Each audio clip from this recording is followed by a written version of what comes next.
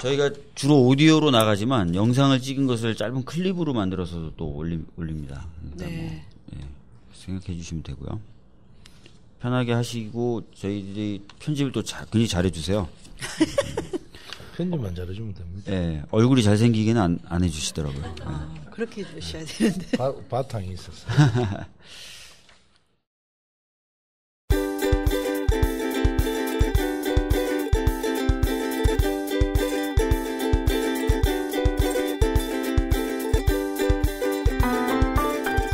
안녕하십니까. 우리 사회의 적폐를 정산하고 정치의 수지를 개선하는 박주민의 정수기 진행을 맡은 박주민입니다. 오늘의 주제는 에너지입니다. 에너지에도 적폐가 있다라고 합니다. 우리나라의 원전 문제 그리고 에너지 정책에 대해서 한번 이야기를 해볼 텐데요. 오늘 함께 얘기해 주실 두 분을 모셨습니다. 우선 더불어민주당 박재호 의원님 나와주셨습니다. 반갑습니다. 네. 그리고 또 한 분은 원자력 안전위원회의 김혜정 위원님 모셨습니다. 네. 안녕하세요. 네. 왜 이렇게 인사가 소극적이신가요? 안녕하세요. 반갑습니다. 굉장히 싫은 데 나오신 것 같아요. 박재호 의원님 요즘에 뭐 어떠십니까? 특히 에너지 관련돼서 중책을 맡고 계신다고 들었는데요. 그렇죠. 당내에서 이제 에너지 전환 및 신재생 에너지 육성 TF 단장을 맡고 또 네. 국회 연구단체 탈핵 에너지 전환 국회의원 모임의 대표 의원을 맡고 있습니다. 훌륭하십니다. 초선이 너무 많이 맞죠. 네, 안 하고 싶었는데. 아니 초선 의원이신데 맡으면 단장, 맡으면 팀장 뭐 이러시네요. 그렇죠. 예, 그레이드가 좀 있습니다. 부럽습니다. 예. 김혜정 위원님은 어떻게 지내십니까? 저는 이제 제가 원자력 안전위원회 위원이니까. 원안이라고 부르죠, 줄여서. 네. 예.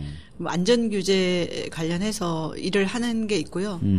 지금은 주로 이제 신고리 오류코기가 사회적 쟁점이 되고 있고 그렇죠. 또 이제 새 정부 에너지 정책 이런 문제가 굉장히 중요한 문제이기 때문에 다양한 곳에 대중 강연을 많이 하고 있습니다. 네. 네, 뭐 논쟁이 되는 문제, 그다음에 에너지 전환을 왜 해야 하는지, 그리고 제가 특히 좀 강조하는 것은 사실 문재인 대통령이 2030년까지 재생에너지 20%로 확대하기로 했지만 네. 힘이 별로 없다. 시민들이 지지하고 참여하지 않으면, 그래서 시민들이 이 문제를 잘 알고 실제로 이 정책을 지지하고 같이 참여할 때만이 에너지 정책 전환이 될 수 있다. 이 내용을 시민들에게 많이 알리고 또 뭐 토론하고 그런 일을 주로 많이 하고 있습니다. 네.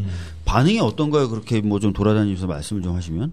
강연을 들은 사람들은 다 적극적으로 100% 찬성이죠.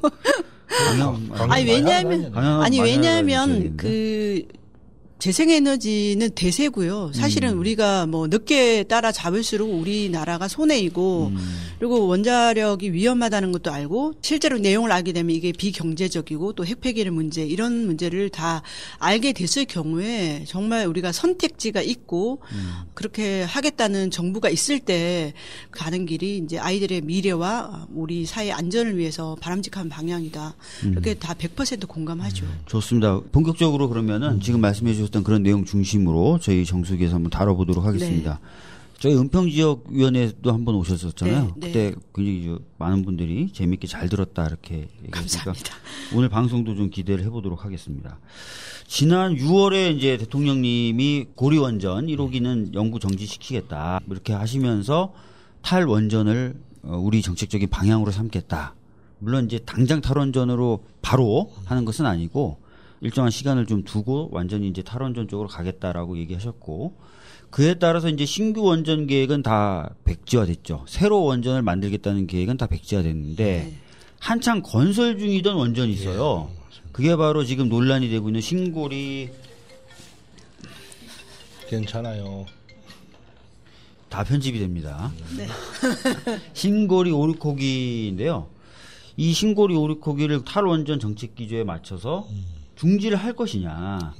아니다. 지금 짓고 있었던 건데 이건 마저 짓고 나머지 것들은 이제 뭐 아까 말했던 것처럼 백지화시키고 이러면 되는 거 아니냐. 이렇게 지금 팽팽히 맞서고 있어요. 그러다 보니까 이제 정부에서는 이 논란 많은 문제를 공론화위원회라는 것을 만들어서 이 공론화위원회를 통해서 시민들의 의견을 듣고 거기서 내린 결론에 따라서 신고리 오르코기를 건설하든지 말든지 하겠다. 이렇게 얘기를 지금 하고 있는 상황입니다.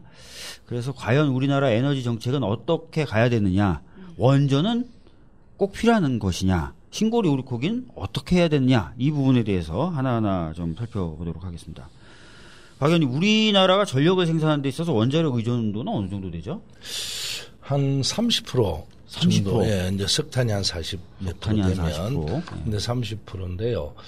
그걸 자세히 보시면 원자력 의존도가 전 세계적으로 높은 편입니다. 우리나라가 상대적으로 높다. 높은 편이고 또 우리나라가 이제 국토가 좁으니까 밀집되어 있죠. 어쨌든 원자력 자체를 하나 만들려면 한 군데 만들어 놓고 이제 땅을 옆에 부지를 그동안에 주민들하고 이제 의논이 됐으니까 또 바로 옆에 부지를 사서 또 미리 준비를 하고 이런 게 참 많죠. 그래서 우리나라 같은 경우는 원전 의존도가 너무 높아서 우리 정권 들어와서 조금 전에 우리 위원님께서 말씀하셨듯이 원자력에 대한 단가라든지 여러 가지 이런 문제들을 국민들이 너무 몰라요. 그동안에 너무 호도돼 있고 한쪽 방향으로.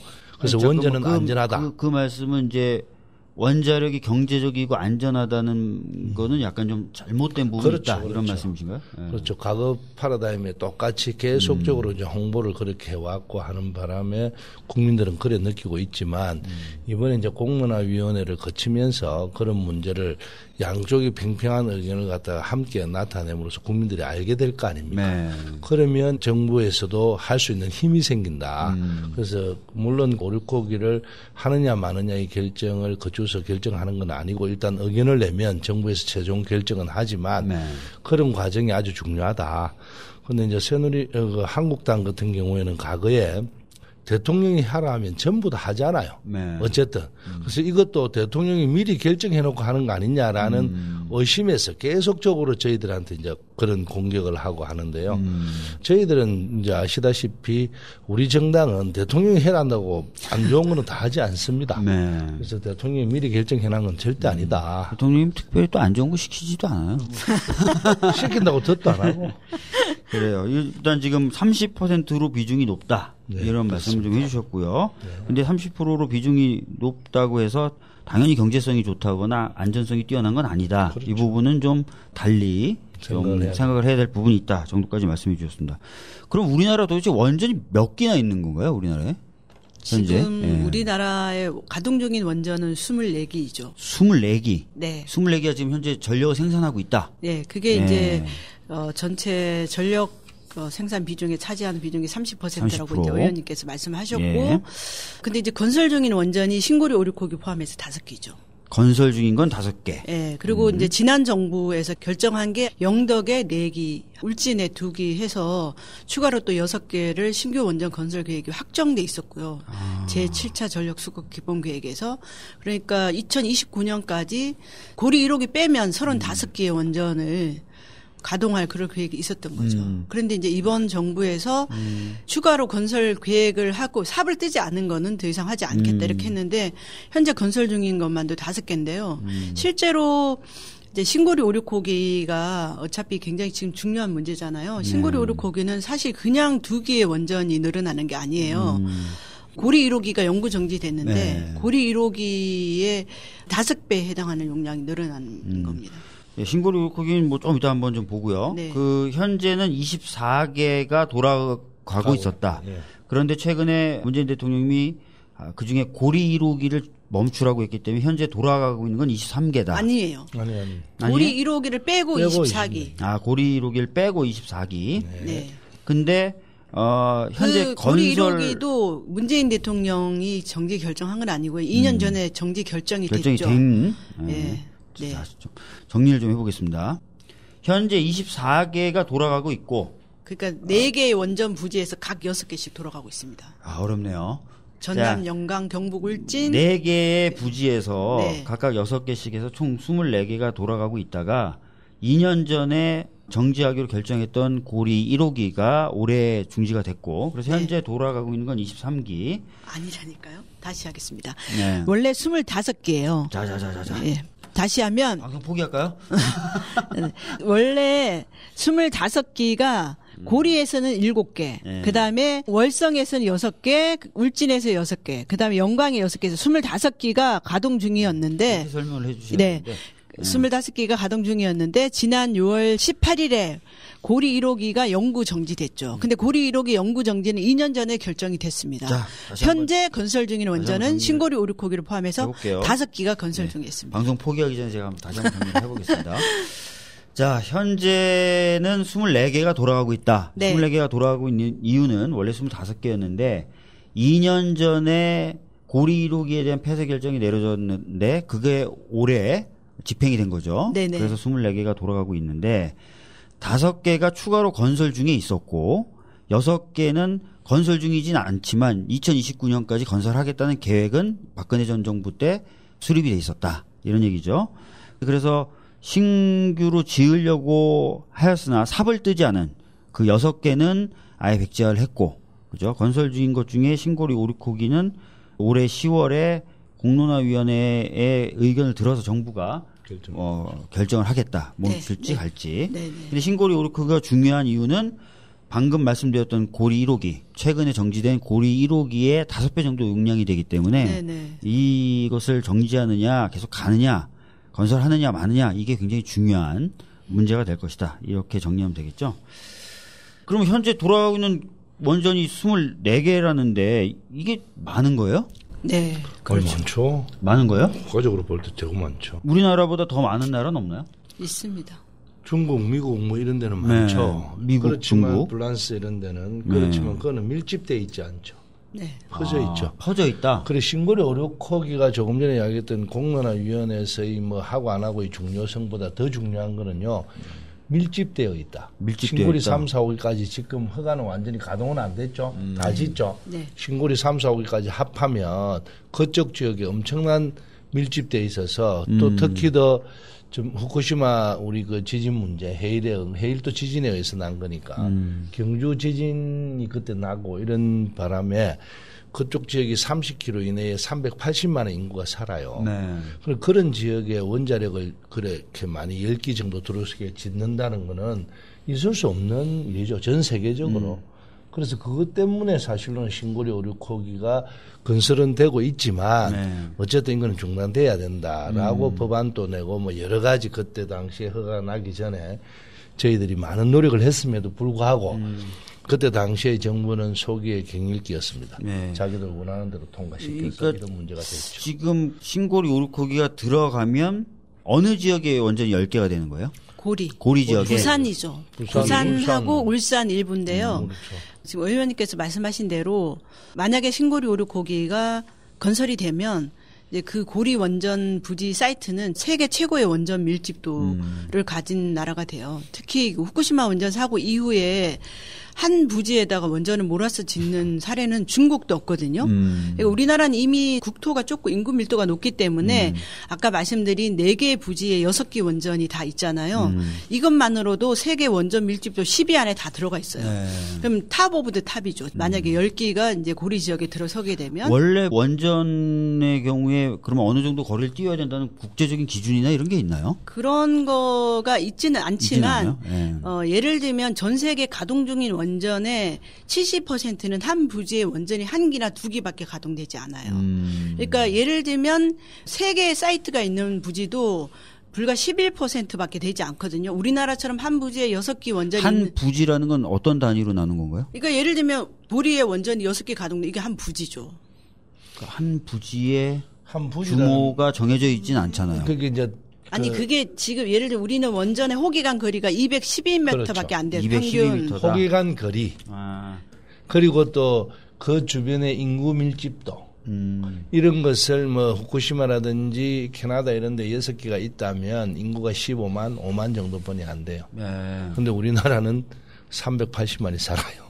이런 거는 있을 수 없고 또 호기간 거리를 원래 이제 뭐 규정은 좀 있겠죠. 다소기 안전성 문제 때문에 그런 것도 뭐 지키지 않는 이런 결정. 제 생각에 지금 이 방송이 듣는 분들에게 이해를 좀 시켜드려야 되거든요. 그렇죠. 자, 호기간 거리가 212m다라는 문제. 평균 호기간. 그러니까 제가 왜 그 말씀을 드리냐면요.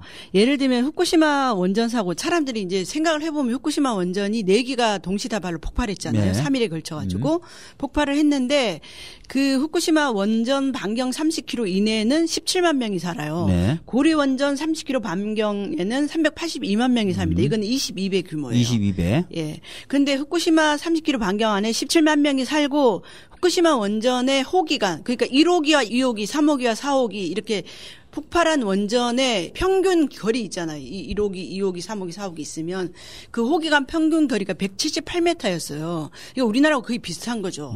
고리 원전 같은 경우에는 1호기에서 4호기의 평균 거리가 212m입니다. 212m니까 만약에 1호기가 폭발하면 그 영향으로 2호기에도 영향을 미칠 수 있다. 네. 이거를 간단하게 후쿠시마 예를 들어서 말씀을 드린 거고 실제로 원전을 한 곳에 몰아지으면 한 기 원전 사고의 원인이 다른 원전에도 영향을 미칠 수 있기 때문에 이게 이제 후쿠시마 원전 4호기가 동일본 대지진 당시에는 가동 중이지 않았어요. 그래서 원자로 안에 해결료가 없었습니다. 그런데도 폭발했어요. 왜 폭발했냐? 3호기에서 나온 수소가스가 공유하는 배관을 통해서 4호기로 들어간 거예요. 그래서 이 3호기의 사고 원인이 4호기의 폭발 원인으로 같이 된 거예요. 한 곳에다 원전을 몰아서 지으면 실제로 한 호기의 사고 원인이 그 옆에 원전의 원인이 될 수도 있다는 거예요. 이 원자력계에서는 상식적으로 한 부지에다가 원전을 몰아서 짓는 것을 안 해왔습니다. 전 세계 가동 중인 원전의 70%는 한 부지에 한 기 또는 2기밖에 없어요. 우리나라처럼 한 부지에 6기가 있는 나라는 6%밖에 안 됩니다. 그것도 11곳. 그러니까 제가 지금 초보자니까 네. 근데 아마 들으시는 분들도 초보자일 거예요. 네. 지금 말씀해 주시는 내용을 근데 들어보면 초보자 이해하셨어요? 지금 그러니까 지금 말씀해 주신 것 중에 제가 의아하게 생각되는 부분이 계속 네. 있는 거 설명이 안 되는 부분이 네. 첫 번째는 한 부지 내에 호기를 하나 내지 둘을 넣어야 된다. 그럼 부지라는 개념은 뭐냐? 그런 게 하나 걸리고요. 그다음에 한 부지 안에 여러 호기를 넣더라도 가스 배관이나 이런 것들, 에너지, 전력 수급 이거를 공유 안 하면 되는 거 아니냐라는 의문이 또 들 수 있겠고요. 두 번째는 아까 30km를 얘기하셨어요. 후쿠시마의 경우 30km 내에 17만이 산다. 근데 우리는 30km 내에 380만 명이 산다. 30km라는 기준 어디서 나온 거냐 또. 뭐냐 이게. 네. 그럼 네. 제가 하나하나 설명드릴게요. 일단 예를 들면 공장도 공장 부지가 있잖아요. 그 똑같은 거예요. 원전도 원전 부지가 있는 거죠. 그 개념으로 생각하시면 되고요. 그러니까 제가 왜 자꾸 그러냐면 네. 부지 자체를 우리나라만한 걸 하나 만들어 놓을 수 있잖아요. 중국같이 땅 넓은 나라는 아니 이런 사이트라는 개념으로 이렇게 네. 보면 됩니다. 원전이 한 기가 생기면 바로 그 옆에 땅을 사기가 좋아요. 원전을 짓는다 해도 주민들이 반대가 좀 덜하죠. 이미 원전이 들어와 있으니까. 이미 원전이 들어와 있으니까. 네. 그리고 바로 그 옆에를 또 하나를 짓습니다. 네. 그럼 또 바로 그 옆에를 또 짓겠죠. 왜냐하면 다른 데 원전 간다고 하면 반대를 다 하니까. 그래서 한 군데 몰려져 있다. 그러니까 제가 보기에 그 부지라는 개념보다는 호기간 거리라고 표현하는 게 오히려 좀 정확할 것 같고 결국은 이제 중요한 아니, 건 우리나라 법에 의해서 예를 들어서 아니에요? 원전을 신고리 오류코기에 처음에 들어선다고 쳐요. 네. 원자로를 이렇게 2개 세우잖아요. 그러면 의무적으로 960m 반경은 여기에 있는 지역 주민들은 다 나가게 해야 돼요. 그래서 그 부지를 확보하도록 법에 되어 있습니다. 그게 부지예요. 그러니까 그 안에는 아무도 사람이 살 수 없고 네. 경계를 쳐서 국가기밀시설처럼 경계구역이 네. 되는 거예요. 그걸 부지 개념으로 하는 거죠. 예를 들면 아까 의원님 말씀하신 대로 우리나라는 결국 부지를 확보하기가 쉽지 않기 때문에 과거 91년도에는 우리나라 원전을 2030년까지 55개를 지으려고요. 전국에 9개 신규 원전 부지를 발표한 적이 있어요. 그런데 다 국민들이 반대해서 그 부지를 포기하고 사업자의 경제성을 높이고 부지 확보를 용이하기 위해서 있는 부지를 계속 확대하는 식으로 그렇죠. 한 곳에다 원전을 몰아서 짓게 된 거죠. 그러니까 지금 말씀하신 거에 따라도 한 호기가 들어오면 960m 반경 요게 부지다. 네. 라고 얘기했어요. 아니 그거는 그럼 960m 부지당 호기는 하나씩 세워지는 거잖아요. 그런데 거기에다가 중복되는 경우도 있어요. 계속 호기를 넓히면서. 원자력이 하나 들어왔죠. 그 옆에 하나 더 이으면 요걸 포함해서 또 960m. 또 하나 더 하면 또 요 960m. 네. 그러니까 여기는 공약수가 생기는 거예요. 그래서 호기간 거리는 짧아질 수 있는 거죠. 그걸 차고 반경으로 960m를 그으니까. 근데 그거는 뭐 일반 시청자들이 다 알아들을 것 같은데요. 그래요? 우리 박 의원님이 잘 모르네요. 그리고 30km는요. 왜 30km냐면 두 가지 예를 들 수 있는데 1986년도에 체르노빌 원전이 폭발했잖아요. 네. 근데 반경 30km 이내가 지금도 출입 통제 구역이에요. 31년이 지났지만. 그러니까 30km가 어떤 과학적 근거가 있는 건가요? 과학적 근거로 하면 더 넓은 부지인데 원자력 발전소를 처음에 할 때는 이런 사고에 대비한 계획을 다 세우고 원자로 네. 가동한 게 아니에요. 네. 그런데 체르노빌 원전 사고를 통해서 원자력 발전소가 폭발할 수 있다는 게 입증이 됐잖아요.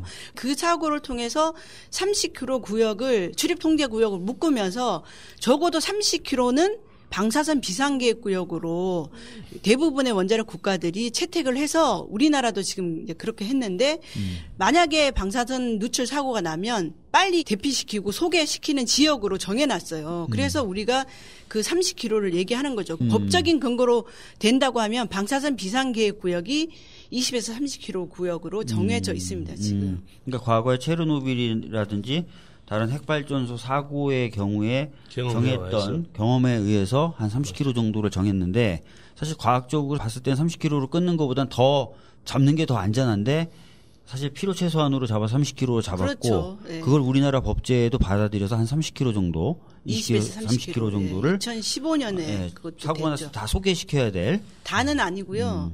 5km 반경 이내에 있는 사람 바로 소개시키고 30km 안에 있는 방사선 평가를 해가지고 소개나 대피 계획을 세우도록 돼 있는 지역이라고 할 수 있죠. 예. 일단은 우리나라 원전 개수는 24기로 그렇게 많다고 보기는 어렵지만 많습니다. 아, 우리나라는 많죠. 아니 왜냐면요. 절대적인 개수로도 지금 제가 많나요? 조금 말씀드리고 싶은 거는 전 세계 원자력 발전소를 운영하는 국가는 30개국밖에 안 돼요. 30개국. 그러니까 200여 개 국가라고 하면 몇 개 안 되는 거죠. 그러니까 30개국에서만 원전을 쓰니까 순위를 매겨도 이제 30등. 그렇죠. 30등 안에서 우리나라는 지금 6등이에요. 개수로만 6등. 개수로만 6등인데 일본이 후쿠시마 원전 사고 이후에 실질적인 가동 원전 수가 5개밖에 안 되기 때문에 실질 가동으로 보면 세계 5위입니다. 미국, 프랑스, 중국, 러시아, 우리나라, 일본 이렇게 해요.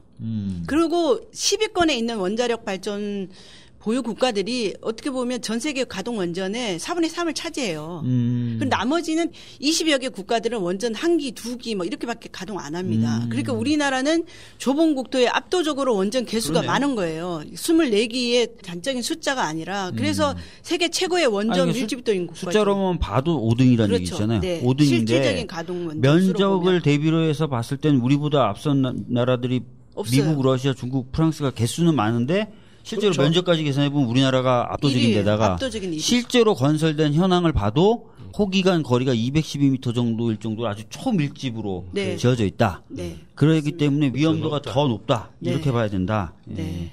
근데 그렇게 막 밀집돼서 지어졌다 하더라도 뭐 일본에서처럼 지진이라든지 이런 게 안 일어난다면 괜찮은 거 아닌가요? 가장 최근에 건설 허가가 난 게 신고리 오륙호기잖아요. 네. 신고리 오륙호기 예를 드는 이유는 그나마 이제 우리나라 사람들이 원자력 안전에 좀 눈을 뜨고 또 규제 기관이 조금 작동을 하는 때에 원전 건설 허가가 났고 또 신고리 오륙호기는 지금 쟁점이 될 만큼 부울경에 있는 시민들이 첨예하게 이제 반대를 하는 원전을 건설 허가한 거잖아요. 당시에 이제 사업자인 한국수력원자력이 부지 안전성 평가를 했어요. 네. 부지 안전성 평가가 이제 지진 위험 뭐 이런 거를 평가하는 건데 그때 부지 안전성 평가한 내용을 보면 한반도는 지진 안전지대다. 적어도 1000년 동안은 높은 주기에 지진 활동이 일어나지 않을 것이다. 네. 그리고 혹시 일어난다 하더라도 5.0 이상의 지진이 일어나지 않을 것이다. 이런 전제하에 부지 평가가 됐습니다. 네. 그런데 이제 아시다시피 신고리 오륙호기 건설 허가는 작년 6월 23일에 있었거든요. 근데 경주 지진이 9월 2일에 있었잖아요. 3개월도 지나지 않아서 5.8 규모의 지진이 발생했어요. 네.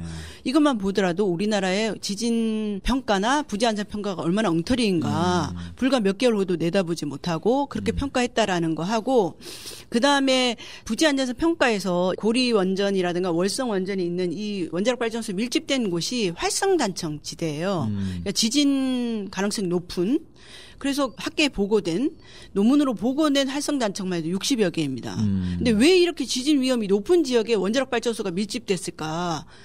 아까 시청자들이 그렇게 대로 생각할 수 있잖아요. 하나 사면은 그 옆에 사기가 쉬우니까.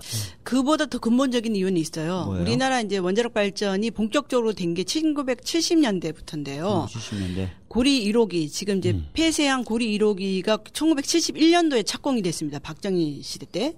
근데 그때 당시에는 부지 안전성 평가 그런 거 하지 않았어요. 그냥 막 지었어요? 네. 그래서 동해안에 원자력 밀집을 지은 거죠. 그래요? 우리나라의 활성단층이라는 개념이 도입된 게 1990년대 중반이에요. 부끄럽게도 이걸 첫 번째 발견한 사람이 일본의 도쿄대학의 오카다라는 교수가 양산단층이 활성단층이라고 보고하면서 우리나라도 이 문제에 이제 학자들이 연구하게 된 거죠. 아니 이거를 그러면 그 지역 주민분들은 알고 계신 거예요? 몰랐다가 알았죠. 안전성 평가나 지질 평가 같은 거 안 하고 아니 지었다는 걸. 그래서 신고리 오륙고기 할 때 문제가 네. 많았고 경주 지진 덕분에 주민들이 더 이제 깨우쳤죠. 그런데다가 또 다소호기가 있으면 다소호기에 대한 안전성을 원래는 검사를 해야 되고 그리고 또 전력계통의 안정성도 또 해야 되는데 그거마저도 신고리 오륙고기 할 때 국회에서 그렇게 질문을 했는데도 아무 관계없이 통과가 됐어요. 그래서 이 세 개가 지진, 다소호기, 그다음에 전력계통 이 세 가지 문제를 근본적으로 다시 해야 된다는 제기를 했는데도 아무런 의미는 없었는데 그거 덕분에 불경 주민들이 많이 깨우쳐서 이제 원전에 대한 문제를 좀 알게 됐죠. 다시 한번 정리해 볼게요. 그러니까 지금 두 문제는 지적을 해 주셨어요. 위험성에 대해서. 첫 번째, 지진이 없을 거로 단정할 수 없다. 왜냐하면 그 지역 자체가 활성단층이 있는 곳이고 실제로 경주 지진이 발생했죠. 발생을 했다. 5.3짜리. 역사적으로는 7.0 이상의 지진도 여러 차례 발생했습니다. 네. 779년에 경주에서 가옥이 무너지고 사람이 100명이 사망하는 역사책에도 나와 있죠. 네, 그렇습니다. 중종실록에 보면 경상도 지역에서 하루도 빠짐없이 지진 소식이 올라온다라고 왕이 한탄하는 그런 기록도 있습니다. 특히 경상도 지역, 동해안 지역이 역사적으로도 지진이 많이 활발하게 일어났던 곳이에요. 그런데 우리나라 박정희 시대에 원전 지으면서 뭐 그런 평가하지 않고 그때는 뭐 할 됐죠. 수가 없습니다. 네. 네. 그다음에 다수호기도 얘기해 주셨어요. 좁은 지역에 여러 호기가 밀집돼 있다. 세 번째 얘기해 주신 게 전력계통이에요. 안정성 관련. 전력계통은 뭐예요? 그러니까 그 이제 다소기에서 서로 연결이 돼 있겠죠, 전력이. 네. 그러면서 만약에 하나가 잘못돼 버리면 전체가 정전이 돼 버리잖아요. 꺼지면서 오는 문제. 후쿠시마도 사실은 그런 문제. 정전 때문에 냉각수를 투입하지 못해서 네. 파한 거 아닌가요? 네. 그렇죠. 그러니까 의원님이 지적하신 거는 대만에 최근에 이제 맞아. 그 가스 발전을 한 곳에 좀 밀집해서 지어가지고 대규모 정전 사태에 나섰잖아요. 네. 대만이 이제 탈원전 선언했는데 그것 때문에 그랬는데 그거 이제 서로 거짓인 걸로 반면이었고. 확인이 됐지만 예를 들면은 원전을 한 곳에다가 밀집해서 지으면 어느 한기에서 고장이나 사고의 원인에 대해서 전체 원전에 영향을 미치게 되잖아요. 그렇게 되면 대규모 정전 사태가 발생할 수 있는 거죠. 그리고 전력계통 같은 경우는 따로따로 다 이렇게 하면 안 되나요? 아닙니다. 따로따로 하지 않고 전부 다 연결이 돼 있어서 만약에 하나가 주파수가 떨어져 버리면 전체가 영향을 받아서 블랙아웃이 올 수가 있죠. 그렇게 지금 설계가 되어 있나요? 아니 후쿠시마 원전도 약간 떨어져 있지만 전체적으로 10기 가동했었거든요. 그때 뭐 지진 났을 때 4기는 폭발했고 나머지 원전도 다 가동을 중단했죠. 그렇게 되면 실제로 전력 공급에 차질이 올 수 있는 거고 또 하나 이제 의원님께서 말씀하신 거는 원전은 다 지을 때 경제성을 높이기 위해서 2개를 하나씩 지어 한 번에 지어요. 그러니까 신고리 오륙호기, 신고리 3사. 이거는 결국 궁극적으로 사업자의 이익 때문에 그렇거든요. 호기관 공유 시설을 하면 경제성을 높일 수 있잖아요. 예전에 지은 원전은 호기관 공유 시설이 되게 많아요. 후쿠시마 사고 이후에는 이 호기관 공유 시설로 인해서 사고의 원인이 될 수 있다는 게 확인이 돼서 호기관 공유 설비를 대폭 줄였지만 과거의 원전은 굉장히 호기관 공유 시설이 많습니다. 결국 사업자의 이익 때문에 그런 건데요.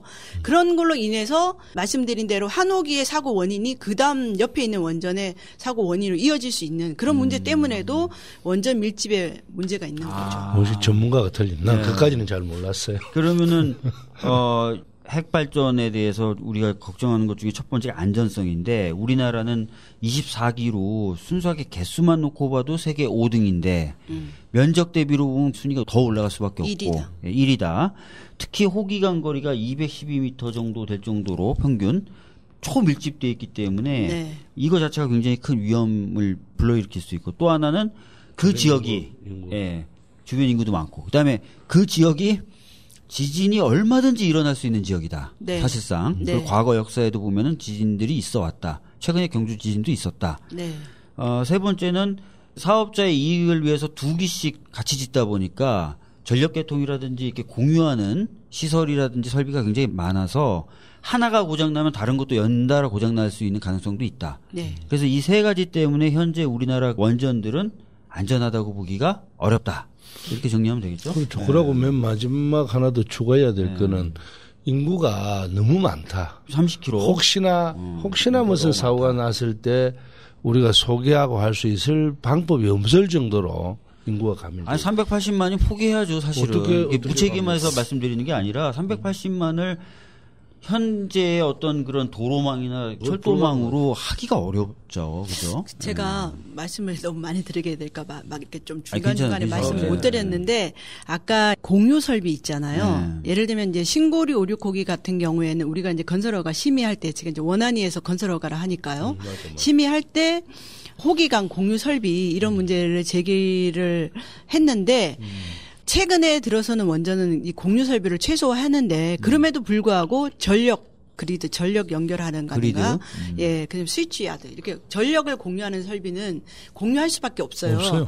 그러니까 한 호기의 사고 원인이 그다음 호기의 원전의 원인이 될 수도 있지만 예를 들어서 5호기에서 사고가 났다. 그럼 여기서 막 냉각수를 공급하기 위해서 끌어다 쓰면은 다음 원전에서 문제가 생기면 이쪽으로는 안전하게 할 수 있는 설비가 공유되지 못하는 그런 문제가 생길 수 있거든요. 그래서도 한 곳에 원전을 몰아세웠을 때 안전상의 문제가 될 수 있고 그다음에 이제 이게 제일 중요할 것 같아요. 제가 이렇게 말씀을 드리면 사실 시민들이 믿고 싶지 않을 거라고 생각되는데 우리나라는 부지 안전성에 대해서 제대로 조사하지 않고 지진 위험 지대에다가 원전을 몰아주셨다. 이러면 진짜 믿기 힘들잖아요.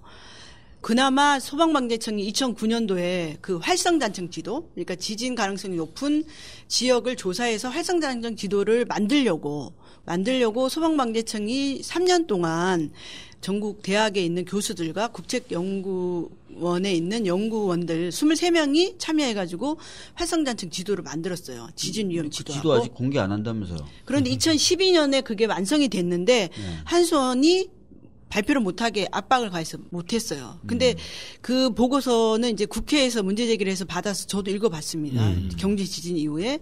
그걸 보면은 예를 들면 뉴질랜드라든가 미국, 일본은 웹사이트로 활성단층 지도, 지진 위험 지도를 공개해요. 시민들이 그걸 다 알고. 다 알아야죠. 당연히 알아야 되죠. 지진 날 때 집 사고 그러면 안 되잖아요. 그리고 또 그런 지역에 맞게 내진 설계를 해야 되니까. 내진 설계해야 되죠. 근데 우리나라는 오로지 한수원의 어떤 사업자 이익 그리고 실제로 이제 그런 게 공개가 되면 그동안에 숨겨왔던 많은 것들이 알려지게 되잖아요. 그런 압박에 의해서 그런 지도조차도 못 만들고 그런 보고서도 공개적으로 작성되었지만 발표가 되지 못하는 그런 상황에 있습니다.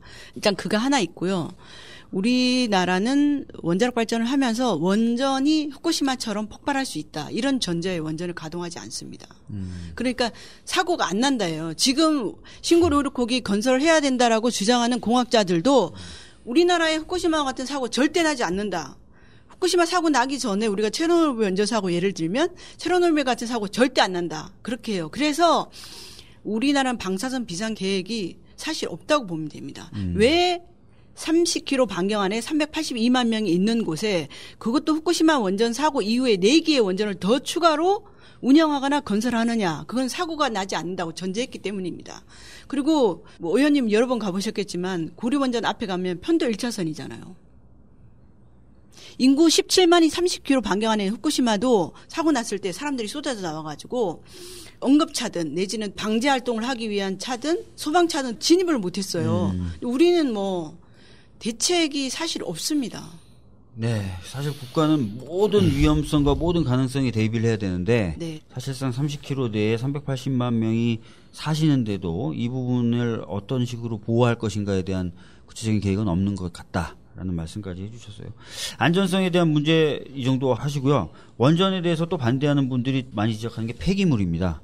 자, 폐기물 관련돼서도 많은 분들이 얘기하시는 게 뭐냐면 원전에서 폐기물이 나오면 특히 이제 핵 연료봉, 폐기된 핵 연료봉 같은 경우에는 고준위 폐기물로 분류될 텐데 그런 것들을 안전하게 어디다 보관해 두거나 처리할 수 있는 시설이 아직 없다?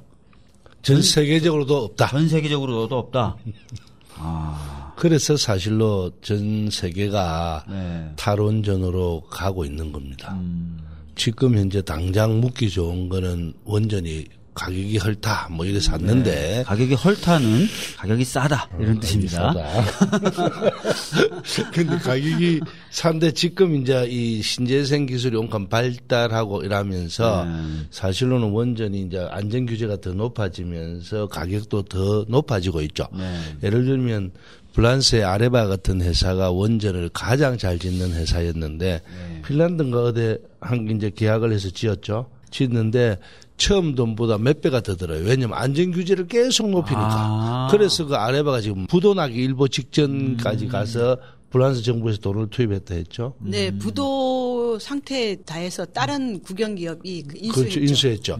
그 정도로 이제 단가가 높아질 수밖에 없는 구조고 신재생은 낮아지는데요. 특히 더 이제 핵 폐기물 문제는 사용 후 해결료 문제는 전 세계가 아예 지금 대책이 없어서 그래서 지금 줄여가고 있는 입장입니다. 우리나라는 더 하고요. 원자력 발전소 하면 우라늄을 태우잖아요. 네네네. 우라늄 태우면 다 태우고 난 다음에 그 나오는 폐기물을 우리가 이제 사용 후 해결료 고준위 핵폐기물이라고 하는데 네. 문제가 되는 거는 그 핵폐기물 안에 방사선 독성 에너지를 방출하는 방사선 독성이 반으로 줄어드는데 24,000년이 되는 24,000년? 플루토늄 239 핵무기의 원료죠. 원래 인류는 이 플루토늄 추출하려고 원자로를 개발한 거예요. 네. 플루토늄 239는 24만 년 동안 지구 24만 생태로부터 격리를 해야 돼요. 100만 분의 1g만 폐에 흡입되어 폐암을 일으키는 독성 물질입니다. 우주로 싸서 보내는 방법밖에 없을 것 같은데요? 원래 인류가 원자력 발전소를 하고 난 다음에 여기서 나오는 핵폐기물을 해결하기 위해서 우주선을 쏘아버릴까 해저에 묻을까 소금강에 묻을까 이거 다 했지만 다 포기했죠. 그렇게 하더라도 우주선 쏘아가지고 챌린저 폭발하면 전 세계 핵폐기물 뿌려지게 되고 해저에 묻더라도 핵물질이 바다로 나오게 되고 소금강에 묻더라도 결국은 핵물질이 새어나온다 이런 결론이거든요. 소금강은 우리나라에 있는 관광지 소금강이 아니라 소금으로 된 네. 네. 암영강. 암영으로 제가 저도 경상도 발음이 안 좋습니다. 근데 발음 좋습니다. 고준위 핵폐기물을 최소한 10만 년 동안 이거 인간이 사는 생태계로부터 격리를 해야 돼요. 근데 그런 기술이 있을 수가 없죠. 그래서 세계적으로 고준위 핵폐기물을 안전하게 처리할 수 있는 기술을 가진 나라는 단 한 나라도 없는데 딱 한 나라 핀란드에서 지금 고준위 핵폐기물 처분장을 건설하고 있어요. 네. 건설하고 있는데 제가 3년 전에 이 핀란드에서 건설하고 있는 모델이 스웨덴에서 지금 연구 중에 있는 500m 지하 안반에다가 구리 용기에 핵폐기물을 담아서 암영광에 이렇게 박는 거예요.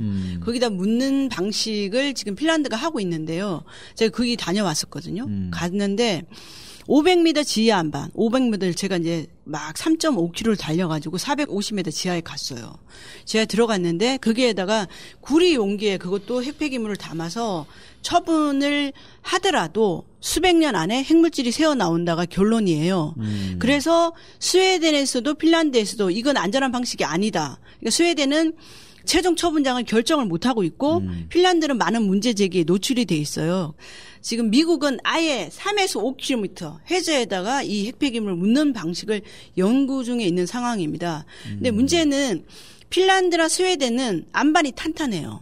우리나라는 땅만 파면 물러옵니다. 예를 들면 경주에 중저준위 방패장이 있는데요. 100m 팼더니 하루에 수천 톤의 물이 나와요. 지금도 펌핑하고 있습니다. 우리나라는 지하에도 부지를 정말 찾을 수가 없는 그런 상황에서 그래서 지금 현재 이제 우리가 에너지 좀 산 에너지를 쓰려고 네. 미래 세대는 죽이는 거죠. 아니 근데 지난번에 어떤 분이 전문가라고 하는 분 말씀이 그래 현재는 그 고준위 핵폐기물 사용 후 핵 연료 처리 기술이 없다. 그리고 장소도 없다. 인정한다. 근데 인류의 기술이 얼마나 빨리 발전하냐. 10년 또는 20년 내에 기술도 찾을 수 있고 장소도 찾을 수 있을 것이다. 이렇게 얘기하시더라고요. 거기에 대해서 어떻게 생각하세요? 그게 이제 미국에서 그런 이야기를 한 나중에 미래의 자원이 된다. 네. 이래서 자기들도 막 홍보를 했어요. 근데 그게 벌써 몇십 년이 지났잖아요. 근데 물론 그렇게 되면 뭐 이상적이죠. 그런데 그동안에 보관하고 하는 위치는 어디서 하고 우리나라 특히 더 이 좁은 땅덩어리에 어디 할 데도 아무데도 없지만 이제 건식으로 해서 뭐 트라이캐슬 맹글어 갖고 뭐 하겠다. 지금도 이제 원자력 다 찼어요. 거짓. 폐기물을 우리가 연탄 재로 보면 되거든요. 연탄을 떼고 나면 재를 꺼내잖아요. 그 보관을 해요. 그 물속에. 네. 물속에 보관을 하거든요. 근데 이제 이게 다 찼어요. 옆에 그 원자력이 이래 있으면 그 옆에 또 하나가 있어요. 그게 이제 엮는 거죠. 꺼내갖고 물속에 이어나가고. 지금 현재는 각 원자력 발전소에 임시 저장을 하고 그렇죠. 있다면서요? 수조를 만들어서. 수조 안에. 네. 그래서 5년이 지나면 이제 뭐 반감이 되고 해놓으니까 그 다음에 이제 꺼내서 그걸 드레이캐슬라라는 통에 이어가지고 건식 저장을 하겠다라고 네. 지금 자기들이 이야기를 하고 있는데 지금도 다 차가는데 그걸 어떻게 처리할 방법이 없어요. 전 세계에서 이 상업 원전이 최초로 가동된 게 1954년이거든요. 네. 그럼 60년 좀 넘었잖아요. 네. 근데 지난 60년 결론은 핵폐기물의 안전한 처분 방법이 없다가 결론이에요.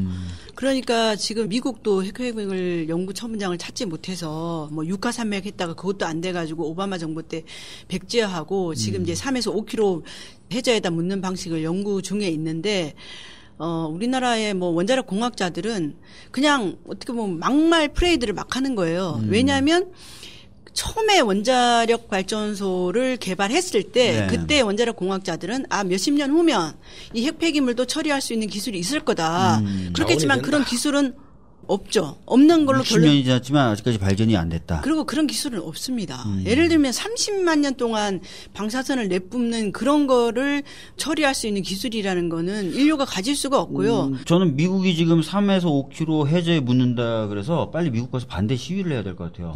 그거 잘못되면 어떻게 해요? 바다로 다 핵폐기물이 나오는 거잖아요. 연구 중입니다. 연구 중이니까 된다는 보장은 없고요. 그리고 지금 원자력 발전소를 유럽 선진 국가들이 안 하고 있는 이유 중에 하나가 이 고준위 핵폐기물에 안전한 처분 방법이 없는 거. 그러니까 더 이상 양산하지 않는 것이 해결 방법이다라는 것이 주요한 이유 중에 하나입니다. 저는 사실은 최근에 원자력 공학자들이 나와서 뭐 원자력이 윤리적인 에너지다 이런 얘기까지 심지어 하시던데 어떤 분이요? 원자력 공학자들이 원자력 발전은 뭐 술을 안 먹고 뭐 이렇게 청소해주고 근데 죄송합니다. 이 고준위 핵폐기물 문제 한 가지만으로도 원자력은 해서는 안 돼요. 왜냐 이거를 아무런 선택을 하지 않은 미래 세대들에게 야 니네 이거 물려줄 테니까 10만 년 동안 관리해 이렇게 하고 가는 거거든요. 혹시 니들 때는 기술이 개발될 수도 있어 이러면서. 그거 얼마나 긍정적으로 생각하면. 아니 근데 그런 기술이 서로 생길 수 있다 하더라도 만약에 저는 아까 이제 그런 어떤 전문가 그렇게 말씀하셨다고 하면 그분들은 그럼 왜 재생에너지 기술이 이렇게 혁신적으로 변하는데. 발전되고 있는 것은 인정하지 않는지 이해가 가지 않아요. 70년대 핵 원전 그러니까 발전을 우리나라 시작할 때는 그때는 이제 원전이 좀 비쌌다면서요, 오히려. 네, 그럼요. 근데 네. 곧 기술이 발전돼서 싸질 테니까 투자하자 국가가. 네. 이런 의미에서 했는데 반대로 지금 신재생 에너지 오히려 투자하면은 더 싸질 수 있는데 그걸 왜 하냐. 지금 싼 게 있는데 지금 당장 헐게 전력을 살 수 있는 게 있는데 그런 얘기를 한다는 게 참 이해가 안 되네요. 그래서 어떤 분은 그렇게 얘기하시더라고요. 배변을 할 수 없는 상태인데 계속 먹이는. 그게 바로 현재 지금 원전이다. 네. 예. 그걸 너무 내가 자주 이야기했더만 미안해서 내가 상상만 해도 사실 너무 끔찍하거든요. 화장실을 못 가게 하면서 계속 먹여. 예. 근데 그건 진짜 맞습니다. 그렇게 비교하기에도 너무 네. 너무 치명적인 순하잖아요. 순하죠. 치명적인 독성 물질을 그죠, 내뿜는 거죠. 안전성 문제 그리고 폐기물 문제. 그래서 사실은 원전을 반대해야 될 두 개의 이야기를 한번 좀 짚어봤고요. 그럼 대안이 뭐냐? 신고리 울컥이 중지하고 탈원전으로 가자. 그래요. 위험하다고 하니까. 그럼 어떻게 할 거냐? 그래서 요즘에 얘기 많이 나오는 게 신재생 에너지인데 신재생 에너지 꺼낼 때마다 아까도 말씀드렸지만 많은 분들이 야 비싸. 이런 얘기 많이 하시거든요. 그건 어떻게 생각하세요? 오히려 더 여러 가지 연구기관에 의하면요. 네. 신재생 에너지가 앞으로는 더 사진다. 예를 들면 미국의 에너지 정보청이 발표한 내용에 따르면 풍력은 52.2달러, LNG는 56.5달러, 태양광은 66.8달러인 반면 원자력과 석탄은 99.1달러. 그리고 140달러 정도로 높아진다. 2022년부터 오히려 역전이 된다. 역전 벌써 되고 벌써 있고요. 되고 있다. 예. 예. 그리고 이제 이 신재생 에너지 기술이 급속도로 빨리 이제 발전함으로써 태양열, 솔라 이런 단가도 엄청나게 내려갔고 그래서 뭐 영국에도 마찬가지고 이런 분석이 이제 계속 나오고 있고요. 특히 더 이제 아까 이야기했던 원전 같은 경우에는 발전 단가뿐만 아니라 사고 위험, 안전 규제 이런 까지 다 합하면 엄청나게 원가가 올라간다. 네. 그래서 우리나라도 아마 조만간에 정확한 이제 단가에 대해서 한번 발표를 할 겁니다. 원가를. 여태까지는 뭐 아예 산정도 하지 않고 원자력계 입장을 많이 들었지만 이번 정부에서는 그것을 정확하게 좀 산정을 해서 모든 비용을 포함한 원자력의 단가 그다음에 이제 우리가 LNG 같은 경우는 지금 세금이 많잖아요. 그죠? 네. 세금을 좀 낮춰주면 오히려 더 LNG의 가동도 높아지고 또 단가도 내려가고 환경적으로도 좋아진다. 이런 식으로 이제 세계적인 추세가 변화가고 있다라고 보시면 됩니다. 2020년 정도 되면은 이제 사실은 완전히 경제성 면에서도 신재생 에너지가 압도적으로 앞설 것이다라고 네. 미국에서 분석하고 있고 프랑스라든지 독일 같은 나라도 사실은 그런 전망하에 집중적으로 투자를 하고 있다. 뭐 이런 취지의 말씀을 해주셨는데 실제 그런가요? 왜냐하면 우리나라는 또 어떤 태양열이나 이런 데 기술을 못 갖고 있을 수도 있잖아요. 우리나라는. 그래서 오히려 뭐 우리나라는 원전이 차라리 기술이 나으니까 원전 계속하는 게 낫다. 이런 얘기 하시는 분들도 있거든요. 네. 어떻게 생각하세요? 일단은 재생에너지는 이미 세계적인 대세예요. 네. 그건 분명합니다. 에너지 전환 이미 그런 시대로 돌입을 했고 태양광 풍력이 뭐 원자력을 앞서는 거는 지금 풍력은 이미 원자력보다 경쟁력이 있고요. 태양광 발전이 조금 비싸지만 2010년을 기점으로 그 곡선을 넘어섰기 때문에 재생에너지가 그냥 뭐 우리가 생각하는 대체 이런 정도가 아니라 실제 전 세계에서 늘어나는 발전 설비의 62%가 재생에너지예요. 2000년 이후에 지난 15년간 트렌드를 보면은 우리가 1기가와트가 100만 킬로와트거든요. 풍력이 417기가와트가 늘어났고 새로 이제 신규 발전 설비가 늘어난 게 태양광이 229기가와트. 그다음에 원자력은 27기가와트밖에 안 늘어났어요. 그나마 이 원자력이 27기가와트 늘어나는 거에 기여한 거는 러시아, 중국, 인도, 한국입니다.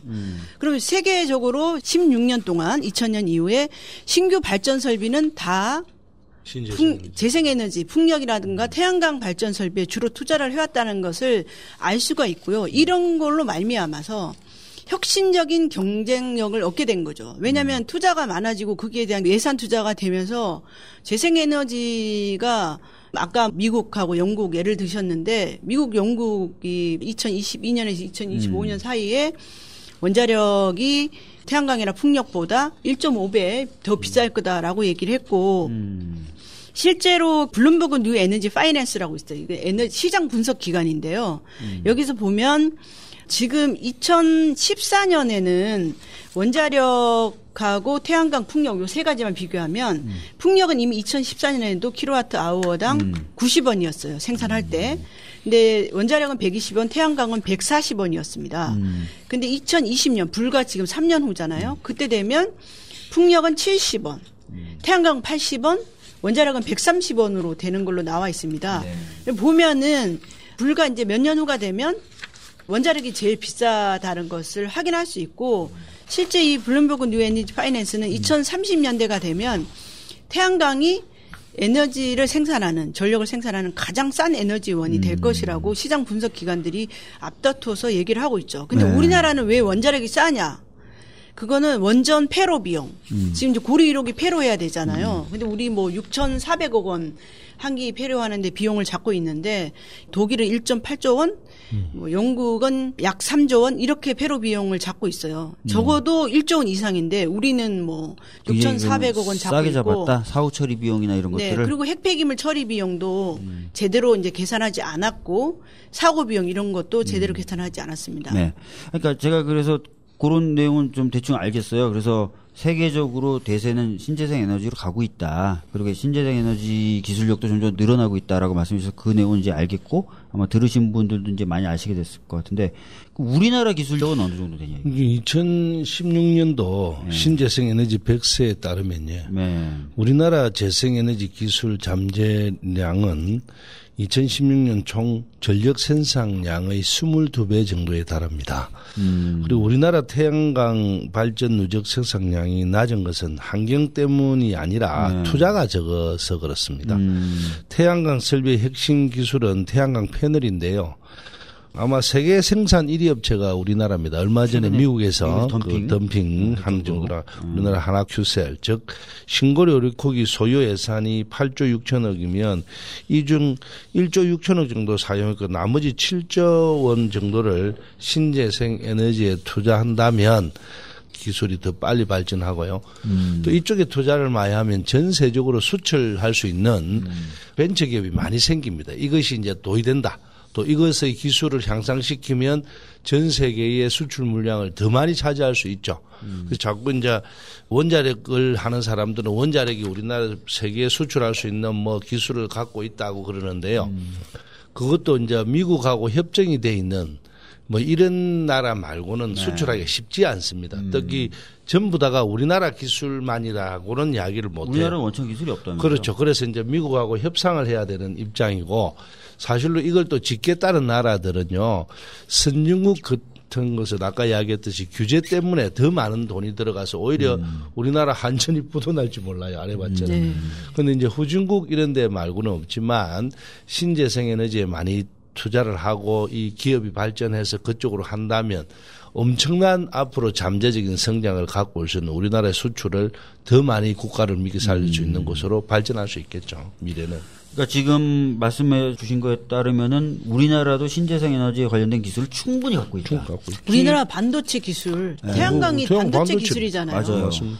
그러니까 사실은 우리나라 정도의 기술 수준이면 뭐 세계 최고라고 할 수 있기 때문에 그런 기술에 대한 걱정할 필요가 없죠. 그런데 잠깐 말씀해 주셨는데 우리나라 태양광 발전이 적은가 환경 탓은 아니에요? 환경 탓은 아닙니다. 우리가 예를 들면 독일보다 훨씬 일사량이 좋아요. 좋아요? 그럼요. 아니 독일, 영국 가보세요. 그 비가 얼마나 많이 오는데. 근데 이제 또 이런 것도 저도 가봤어요. 그러니까요. 일사량이 우리가 훨씬 좋아요. 지금 이제 다른 쪽에서는 우리나라 면적이 너무 작다. 그러니까 그 얘기가 이제 사실로는 기술이 발전하면 탑으로 만들 수도 있습니다. 굳이 평면에만 할 수 있는 건 아니고요. 또 우리 고속도로 우리가 SOC가 투자를 많이 해서 도로가 참 많거든요. 그쪽에 어떤 식으로 하느냐에 따라서 충분히 발전을 할 수 있는 굳이 기존 땅 뭐 산림 훼손 안 하고도 아이디어만 잘 내고 기술 잠재력만 더 이제 우리가 투자를 해준다면 충분히 가능합니다. 그러니까 사실은 태양광 이야기를 하면서 자유한국당 의원님들이 법사위에서 맨날 트는 슬라이드가 있어요. PPT가. 국토 절반 하다. 산 깎아내고 태양광 패널 설치한 거. 그거 보여주시면서 맞아. 아니 신재생 에너지가 진짜 친환경적이라고 저거 보세요 저 사진 산 다 깎아내고 막 이렇게 얘기하시는데 지금 태양광 모듈 이런 거 기술이 굉장히 발전돼 가지고요. 면적이 40%나 줄어들었고요. 과거 10년 안에. 그리고 우리가 지금 하려고 하는 건 옥상 해수면 위에 또 호수 위에 새만금이라든가 뭐 시아오 같은 수면 위 그다음에 뭐 고속도로 빈터 같은데 그 농경지에도 연세 드신 분들이 유유지 같은 거 있잖아요. 그런 데를 하면은 사실 그런 데만 잘 이용해도 우리나라 전체 전력의 10%를 태양광 발전을 통해서 10%? 공급했어요. 예, 그렇죠. 전체 전력에. 그러니까 이거는 국가가 의지를 가지고 사실 그런 계획을 잘 설계하면 충분히 할 수가 있습니다. 근데 자유한국당 분들은 그냥 한 면적 여의도에 이걸 다 깔아야 되는 걸 얘기하는데 맨날 그렇게 무슨 얘기하죠. 태양광을 왜 그렇게 해요? 왜냐면 분산형으로 여의도 하는데. 몇 배가 필요하다 이렇게 하면서 근데 사실 저희 곳곳에 분산해서 하겠다는 그럼요. 건데. 네. 그죠? 곳곳에 근데 분산. 그분들 생각은요. 정치를 하면서 서로가 긍정적인 면은 국민을 위해서 이렇게 가야 된다라는 게 우리가 사용 해결료 문제만 이야기해도 할 이야기가 없잖아요. 근데 이제 반대를 사용 얘기는 아예 얘기 안 하죠. 반대를 하기 위해서 뭔가 근거가 하나 있으면 전부 다 활용을 다 해요.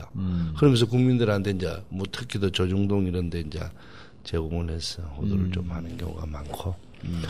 그렇지만 뭐 꿋꿋하게 우리는 또 우리 나름대로 정권을 잡은 만큼 신재생 에너지 정책을 확실하게 펼쳐 나가도록 하겠습니다. 제가 예전에 들었을 때 신재생 에너지 비율이 높아지면 취업, 즉 일자리도 늘어난다라고 말씀하셨던 것 같아요. 그거는 어떤 얘기인가요? 그러니까 예를 들면 독일이 전력 비중에서 원전이 30%일 때가 있었어요. 네.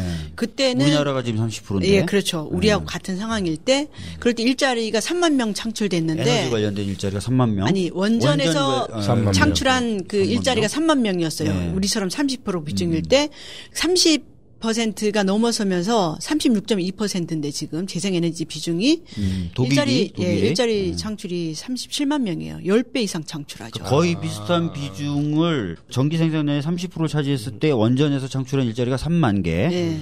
근데 독일에서 신재생 에너지가 한 37% 지금 전기 중에 차지하는데 일자리가 30만 개. 37만 개. 37만 개. 예.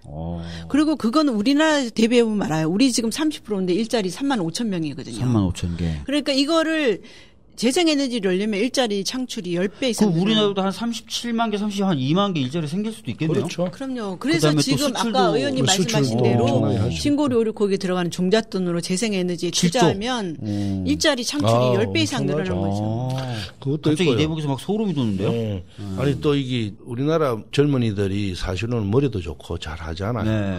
근데 이제 기술 개발이라든지 이런 쪽에 아이디어를 내기 시작해서 뭐 이런 이야기도 있죠. 김대중 정권 때 이제 벤처기업 붐이 막 일났을 때 뭐 학력 파괴 뭐 여러 가지 긍정적인 효과도 있고 또 부정적인 효과도 있었죠. 왜냐하면 뭐 젊은 사람들이 돈을 마음대로 해서 뭐 잡혀가고 뭐 이런 경우도 많았죠.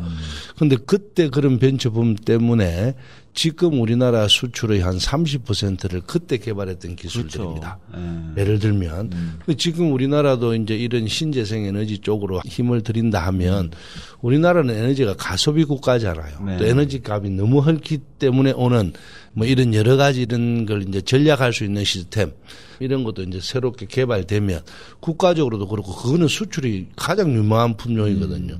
사실로는 베트남이나 중국보다 우리나라 전기 요금이 가장 헐습니다. 네. 삽니다. 뭘 자꾸 허세요. 삽니다. 그래서 사실 제가 이런 비유를 한번 하죠. 집에서 휴대폰 한 4명이 들고 있으면 요금이 얼마냐. 근데 집에서 전기를 받는 요금이 얼마냐. 이래 보면 전기요금이 참 엄청나게 헐다. 우리나라에는 사다. 네. 그래서 이제는 좀 공장이나 이런 데 우리가 어떻게 하면 전략을 좀 하는 이런 그레이드 시스템이나 이런 걸 좀 가동한다면 지금 원전 발전소 한 2기는 안 지어도 충분히 가능하다. 그래서 그런 식으로 이제 연구개발이 되면 국가가 엄청난 미래 비전도 있고 또 수출 잠재력도 높아지고 벤처기업도 붐이 일나고. 예. 그리고 좀 이런 게 있더라고요. 지금 원전 중단한다 그러면 신고리 우리 거기에 부품이라든지 이런 것들 대기로 한 중소기업들이 어려워지는 것 아니냐라고 했는데 그러면 박 의원님 말씀대로 차라리 그 7조로 그런 기업들이 신재생 에너지 쪽으로 전환할 수 있게 이렇게 좀 지원해 주는 것도 그럼요. 방법이 있겠네요. 왜냐하면 새 정부가 사실은 5년 동안 재생에너지를 2030년까지 20%로 확대하기로 했잖아요. 그러니까 그런 기조하에서 재생에너지에 투자하면 그게 일자리가 창출이 되는 거고요. 아까 제가 재생에너지는 독일에서 37만 명인데 에너지 효율 분야는 80만 명의 일자리 창출이 되고 있어요. 예를 들면 건물의 단열 효과를 높이다든가 뭐 백열등을 LED로 바꾼다든가 이런 부분은 일자리 창출이 더 많고 무엇보다도 지역 경제를 일으키는데 굉장히 획기적인 거죠. 신재생 에너지는 각 다 지역마다 분산형으로 되는 분산형으로 거죠. 설치하니까. 그래서 사실 독일이 이런 재생에너지 확대에는 그런 부분도 있어요. 로컬 경제를 살리고 중소기업 중심의 발전 방식. 좋네요. 네, 그래서 독일은 재생에너지가 지금 37%를 차지하지만 여기에 대기업은 12%밖에 안 돼요. 나머지 대부분 중소기업 아니면 개인 시민 발전. 그러니까 저희 은평구에도요. 네. 태양광으로 전기를 만들어내는 협동조합이 있어요. 거기서 지역분들을 채용해요. 네, 네, 맞아요, 그렇죠. 맞아요. 네, 회원 가입시킨 다음에 그 돈으로 태양광판 설치해드리고 관리해드리고 하는 역할로 네. 하는 조합인데 그것도 그 조합에서 지역 고용을 창출하더라니까요. 그럼요. 네. 또 에너지 절감 시스템 이런 것도 만약 협동조합으로 하면 네. 그 지역에 엄청난 절감을 그렇죠. 시켜서 서울시가 그런 거 거 해요. 예를 들면 컨설팅 해주는 거죠. 이 집의 에너지 어디서 뭐 새고 있나 이런 걸 해가지고 또 그거를 단열 효과를 높인다든가 뭐 이런 거 하거든요. 그런 고용 창출도 되고 그래서 지금 재생에너지만 하더라도 현재 세계적으로 일자리 창출이 980만 명인데 2030년 되면 2,400만 명으로 예측이 되고 있거든요. 그러니까 우리는 이 시장에 빨리 뛰어드는 빨리 건 뛰어들어야 되겠네요. 이게 오히려 더 미래를 볼 수 있는 건데. 그러니까 새 정부의 정책이 정말 성공해야 돼요. 네. 제가 최근에 읽은 책에도 보니까 이런 얘기가 있더라고요. 시장은 훌륭한 기능을 수행하는데 이 시장이 알아서 어떤 문제를 해결한다고 설정할 수 없대요. 정부가 어떤 문제를 해결해야 된다라고 설정을 해주면 시장이 거기서 작동을 한다는 거예요. 그러니까 지금 신재생 에너지 시장을 맞아. 정부가 열어주는 거죠. 그렇죠. 그러면 시장이 돌면서 기술도 만들어지고 업체도 막 생기고 네네. 이렇게 되는 건데 그런 역할 좀 정부가 지금 하려고 한다. 네네. 이런 말씀이신 거죠. 야, 지금까지 좀 살펴본 게 뭐였냐면 첫 번째 원전의 안전성이었습니다. 우리나라가 굉장히 많은 원전을 굉장히 밀집해서 짓고 있고 특히 지진 위험이 있는 그런 지역 위에 짓고 있다. 그리고 원전 주위에 굉장히 많은 인구가 살고 있다. 그래서 우리나라 원전은 위험하다. 두 번째, 원전에서 발생하는 폐기물, 특히 사용 후 핵 연료, 네. 이건 고준위 핵 폐기물인데 이것을 안전하게 처리하는 기술은 현재 전 지구상 존재하지 않는다. 향후 몇십 년을 봐도 아마 만들어지지 않을 것이다. 그렇기 때문에 최선의 방법은 더 이상 만들어내지 않는 것이다. 네. 이 두 가지 때문에 사실 원전을 좀 멈춰야 될 필요가 있고 그럼 대안이 뭐냐? 거기에 대해서 신재생 에너지가 거론되고 있는데 기술 수준이 끊임없이 발전하면서 현재도 역전하고 있고 특히 2022년경에 가면 압도적으로 역전할 것이다. 특히나 이 신재생 에너지는 많은 고용 창출, 많은 어떤 기업 창출 이런 것들이 가능하기 때문에 이 시장에 빨리 조금이라도 빨리 뛰어드는 것이 국가적으로도 유리하다. 예. 예, 이런 말씀까지 해주셨어요. 오늘 정리 잘했어. 아, 힘들어요. 근데 이렇게 좋은데 못 가는 이유가 뭡니까? 이거죠. 이제 원전 마피아? 우리가 관료주의도 마찬가지지만 자기들 그 기득권을 하기가 참 쉽지가 않죠. 포기하기가. 끊임없이 홍보와 광고를 해내면 한 3, 40년 그리하면 다 세뇌돼 있을 거예요. 저도 이게 국회의원 되기 전까지는 우리나라는 맨날 전력이 모자라는 줄만 알았어요. 맨날 뭐 블랙아웃 온다. 여름 되면 뭐 전기량을 줄여야 된다. 아, 진짜 그런갑다. 다 모든 국민들이. 네네네. 근데 와서 가만히 이제 공부를 좀 해보니까 이거는 말이 안 되는 홍보이고 또 전력 가격이 너무 흘러서 그런 것도 있지만 우리나라 전력이 남잖아요, 그죠? 그 전력이 남아돌아요. 잠깐 설명해 주시죠. 엄청나게 그게 만약에 이제 한여름에 네. 풀로 가동한다면 한 3, 40% 전력이 남아요. 남아요. 근데 전력은 한 번 생산하면 보관하는 ESS 기술 이런 기 활성화되지 않는 이상은 다 흘려 보내버려요. 그러면 낭비잖아요. 낭비니까. 그래서 이제 전력을 어느 정도 규모를 맞춰서 생산을 합니다. 근데 집에 들어올 때도 많은 양이 들어와요. 그런데 만약에 그때 그레이더 칩이나 이런 걸 달아놓으면 이 사람이 하루에 얼마만큼 쓰고 어느 시간에 몇 시간 쓰고 뭐 쓰고 이런 게 다 나와요. 그런 것만 잘 장착만 해도 우리가 한 20% 전략이 돼요. 집집마다.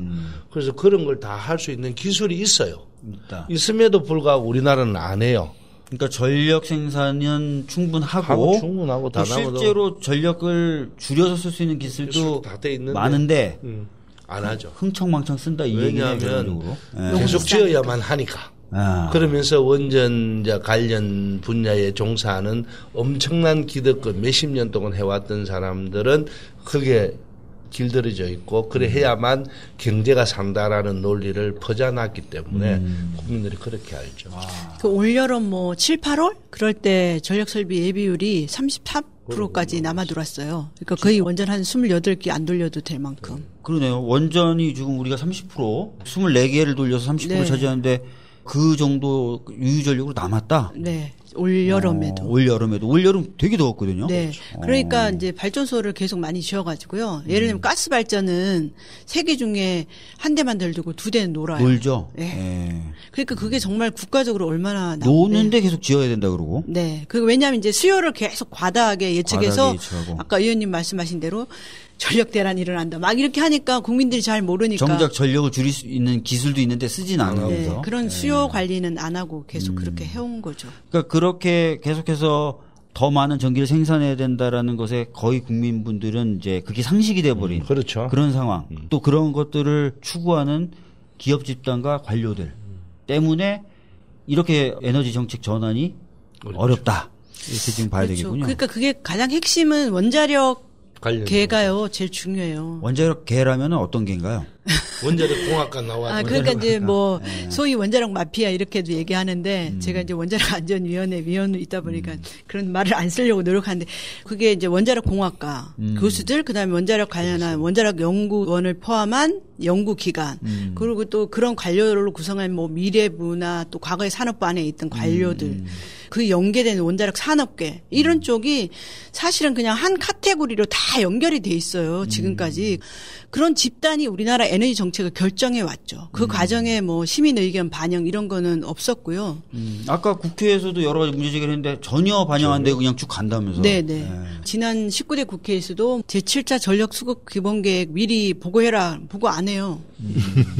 그러니까 신고리 오르코기 건설 결정도 이제 이명박 정부 때 됐거든요. 2008년에.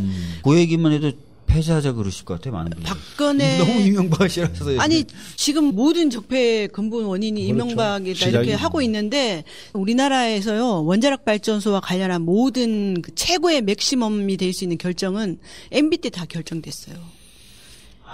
정말이에요. 왜냐하면 원래 MB는 후쿠시마 원전 사고 이후에도 2011년 3월에 후쿠시마 원전 사고 났잖아요. 2011년 9월에 유엔 가서 후쿠시마 원전 사고 났다고 원전 안 짓는 건 말이 안 된다. 원전 계속 해야 된다. 연설한 사람이에요. 최초로 그렇게 하고. 그것도 똑같은 사람 아닙니까? 2030년까지 건설 원래 현대 건설이고. 그렇죠. 현대건설 사장 출신이죠. 네. 토목을 멈추는 순간 나라가 멈춘다고 생각하죠. 아니 그래서 MB 때 91년도에 제가 아까 신규 원전 후보지 9곳 발표했다가 98년 12월에 완전 다 백지화됐거든요. 근데 그 이후에 계속해서 신규 부지는 안 정했어요. 그냥 기존 부지에다가 추가로 건설하는 방식을 했는데 MB 때 영덕하고 삼척을 그것도 후쿠시마 원전 사고 이후에 신규 원전 후보지로 결정을 정했고요. 그리고 2030년까지 원전 비중 59%로 확대하겠다는 결정도 했어요. 그래서 MB를 보면요. 가장 불쌍하지만 가장 이래 지도자가 되면 안 되는 사람들이 내가 아는 게 다 맞다. 남 이야기는 안 듣고 지가 살아왔던 방식이 다 맞는 줄 알고 무조건 너는 몰라. 나는 알아. 이래서 우리 국가를 이런 식으로도 만들어지는 계기가 됐어요. 네. 어째 보면. 그래서 지금 전환이 안 되는 얘기까지 들었는데요. 하여튼 뭐 좋습니다. 그렇지만 정부는 이제 전환하겠다고 탈원전으로 가겠다고 얘기를 했고 신재생에너지 비중을 높이겠다고 얘기했습니다. 그리고 그 시발점으로 지금 아까 처음에 말씀드렸던 것처럼 신규 원전은 백지화했고 건설 중인 신고리 오르코기를 공론화위원회를 통해서 결정하겠다고 하는데 언제 결정이 됩니까 이게? 10월 12, 13, 14 이렇게 아마 지금 며칠 안 남은데요? 그때 시민 대표단 478명이 그 합석 토론 통해 가지고 이제 건설 재개와 중단 여부에 대해서 그분들이 의견을 내고요. 그 의견을 공론화위원회가 수렴해서 권고안을 마무리하는 게 10월 24일. 얼마 안 남았네요. 네. 이 방송이 18일 날 나가는데 공론화위원회에 참여하시는 분들이 이 방송 못 보고 결정하시겠네요. 시민대표 참여단은 못 볼 것 같아요. 네. 정부 공고안에 영향을 미칠 수 있을지 모르겠네요. 이 보기만 하면 다 엄청나게 지금. 글쎄 말이에요. 어떻게 방법을 좀 강구해봐야 될 것 같아요. USB를 미리 뿌리든지 해야 되겠네요. 아니 그러면은 합숙을 하는데 합숙은 어떤 식으로 진행이 돼요? 배심원을 둔 재판 같은 경우에는 검찰이 딱 나와가지고 이 사람 유죄라는 얘기 쫙 해요. 자료를 보여주면서. 근데 변호사가 딱 나와가지고 이 사람 무죄라는 자료를 쫙 보여주면서 설득을 해요. 그 다음에 배심원들끼리 모여서 회의한 다음에 투표를 하거든요. 혹시 그런 식으로 진행이 됩니까? 아니 일단 지금은 공론화위원회에서 시민대표단에게 자료집을 제공하고요. 이렇게 찬반 자료집 주장이 엄청 막 어렵게 돼 있는 거 아니에요, 막? 아니 제가 서로 아까 막 이해 못 해가지고 막 서로 쉽게 하려고 하겠죠. 왜냐하면 그분들이 이제 20대에서 60대 이상까지 다양하게 구성이 돼 있으니까 자료집 그다음에 지금 이제 TV나 공개 토론회 통해 가지고 순회 토론회를 하고 있거든요. 근데 그분들이 그걸 보실 거라고 생각을 하고요. 찬반 함께 그리고 이제 합숙 오리엔테이션 해가지고 또 직접 전문가들이 참여해서 그분들에게 그렇죠. 이미 또 발표도 했었어요. 아, 그래요? 했었어요? 예. 그리고 이제 그 합숙 우리 쪽 선수들 괜찮은 분들 들어가셨나요? 우리 쪽 선수라는 게 어느 쪽인지 안 봤어요. 네. 공론화위원회는 중립이어야 되니까. 양쪽에서 그래도 다 선수들 좋은 분들 다 하셨겠죠. 들어가셨어요? 그렇게 해가지고 그때는 합숙 결론이 토론을 원하는 대로 안 나오면 우리 쪽 선수들은 어떻게 되는 겁니까? 합숙하면서 또 그런 걸 자기들끼리 또 토론하고 하겠죠. 예. 벌써 편히 가려고 서로 싸우고 그러지는 않으시죠? 첫날 오리엔테이션 때 뭐 거의 굉장히 진지했다고 하고요. 왜냐하면 2만 명 설문조사에서 그중에 의사가 있는 500분을 시민대표단으로 모시는 거였는데 공론화위원회에서 무려 478명이 오리엔테이션에 오셨어요. 500명 중에 478명이 예. 굉장하네요. 그 사람들이 되게 이제 역사적으로 이게 굉장히 중요한 결정에 내가 참여한다 이런 소명의식을 가지고 참여했다고 다 소감을 얘기하고 네. 했다고 해요. 그래서 뭐 팽팽했다고 들었습니다. 어쨌든 정치권처럼 이런 싸움하지 않습니다. 오히려 더 국민의식이 더 성숙해서 그래 모아놓으면 더 좋은 의견을 자기들끼리 만들어내고 또 토론도 하고 아마 맞습니다. 할 겁니다. 제가 이제 갈등이나 분쟁 해결에 관련된 논문도 좀 하나 썼었는데 실제로 이런 배심원들의 수기를 통한 결정 방식을 쓰는 나라들이 있어요. 네, 그렇죠. 이거 그리고 저희가 그때 한번 밀양 송전탑 관련돼서도 제안을 했었던 게 물론 안 받아들여졌지만 이런 식으로 그렇죠. 전국에서 맞아. 모아서 양쪽의 내용으로 교육을 좀 하고 배심원들이 내리는 결정에 따라 송전탑 건설하자 말자 이걸 한번 해보자고 장하나 의원하고 같이 좀 준비를 해서 제안했었는데 안 됐죠, 잘. 근데 하여튼 뭐 이번에 한번 이게 되면은 우리나라에 할 거 많아요. 예. 사실로. 앞으로도 이 모델을 가지고 대규모 국책 사업이 벌어졌을 때 항상 갈등이 벌어지는데 잘 쓰일 수도 있다고 생각해요. 예. 하여튼 그러면 진짜 시간이 얼마 안 남았네요. 지금까지 분위기는 좀 어때요? 지금 이제 한국 갤럽이 여론조사를 한 걸 그분들 보면 상대로? 아니요. 전체 국민 전체 국민을. 왜냐하면 그분들 상대로 한 여론조사는 할 수가 없죠, 지금 아직은. 근데 전체 국민들 대상으로 여론조사 한 거 보면 원래 이제 신고리 오르코기 공론화를 하겠다고 하기 전에는 네. 국민 여론조사를 하면 73%가 신고리 오르코기 건설 중단해야 된다 이렇게 했었어요. 73%가. 73% 압도적이었죠. 압도적이었죠. 근데 지금은 거의 반반이에요. 지금은 41%. 왜냐하면 아시다시피 보수 언론, 막 방송, 신문 이런 데서 막 그냥 신고리 오르코기 중단하면 난리가 날 것처럼 나라가 망할 것처럼 계속 하니까 이제 그런 부분에 상당한 영향을 받은 걸로 생각이 되죠. 그래서 지금은 그러게요. 거의 뭐 비슷비슷한 수준. 최근에 제 기억으로도 조선일보 같은 데서는 일면에서 계속 예, 원전 기술 이거 포기하고 수출 포기할 거냐 뭐 이런 보도를 계속 냈었던 것 같아요. 근데 그 집단을 보수라고 하기도 또 그런데 보수는 사실로 아닌데. 예. 근데 그분들이 재밌는 게 4차 산업혁명은 얘기하면서 4차 산업혁명의 큰 카테고리가 에너지 전환이잖아요. 그렇죠. 근데 그렇죠. 그 얘기는 4차 산업혁명 중요하다 그러면서 에너지 전환은 안 해. 얘기 안 해. 이게 참 신기한 분들이신데. 근데 제가 만약에 시간 주시면 꼭 이 말씀 드리고 싶은데요. 시간을 안 드리고 싶지만 드리도록 하겠습니다. 나중에 잘라도 괜찮아요. 아니 이제 워낙 보수 언론에서 문재인 정부가 탈원전을 하면 원전 수출에 뭐 길이 막힐 거다 네. 이렇게 해서 사실 그게 실체가 뭔지를 좀 말씀드리고 싶어요. 진짜 해주셔야 돼요. 왜냐하면 이제 MB 얘기 나왔는데 MB 때 UAE 아랍에미리트에 원전 수출 내기하기로 결정을 했잖아요. 네. 그 2009년도에 건설 계약을 했는데 사실 그때 이명박 대통령이 완전히 이제 막 사기가 올라가가지고 2010년도에 2030년까지 우리나라가 원전 80기를 수출할 거다. 뭐 이런 계획까지 발표했어요. 네. 근데 그때 당시에 교과서에도 나왔는데 UAE에 수출한 원전이 우리가 이제 400억 달러에 수출한 것처럼 막 그 교과서에도 잘못 보도되고 했지만 실제로 이제 최종 경합을 간 거는 프랑스의 국영 원전 기업인 아레바하고 우리나라 이제 한국 전력 컨소시엄이 갔는데 그때 프랑스 아레바는 360억 불을 입찰가를 냈고요. 우리나라는 186억 불이 냈습니다. 그러니까 거의 방 덤핑 가격으로 냈잖아요.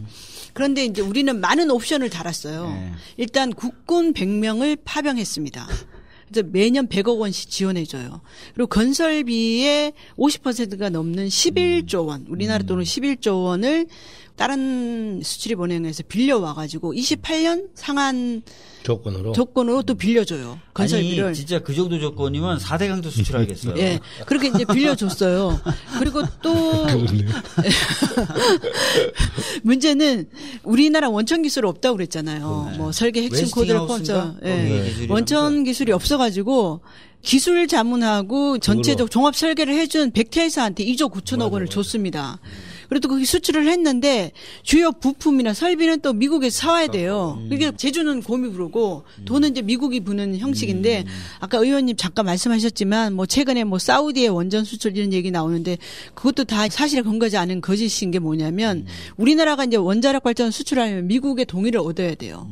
미국의 원천 기술을 얻어야 되는 이유는 또 원천 기술을 이제 미국이 가지고 있으니까. 기술을 미국이 갖고 있으니까. 그런데 미국은 어떤 나라의 원전을 수출하냐? 자기네하고 원자력 협정을 맺어진 나라예요. 폐기물로 핵미사일 만들 수 있는데. 그럼 사우디하고 안 맺어져 있어요. 그러면 우리가 수출을 못 해요. 그러니까 사실은 UAE에 원전을 수출했지만 이익은 미국이 보고 미국이 이제 보정하에 수출을 하고 국민 세금으로 거기다 원전을 지어주는 거죠. 그리고 60년 동안 우리가 또 다 책임져야 돼요. 운영하는 동안에. MB 보고 가서 책임지라고 그러죠 뭐. 그러니까 저는 이거는 정말 수출을 한 게 아니라 사실은 우리 돈 갖다 대고 국민 세금을 갖다가 원전을 지어주는 거가 경제적 이익은 미국이 보는 이런 형태로 하고 있다. 네.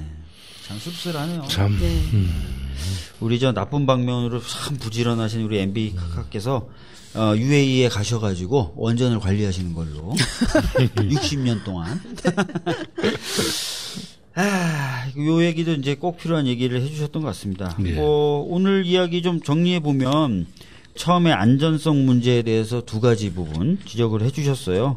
크게 이제 안전성이 나쁘다는 거하고 핵 폐기물을 안전하게 처리할 수 있는 방법은 없다. 그래서 원전은 좀 멈춰야 되는 게 맞다라는 얘기 해주셨고.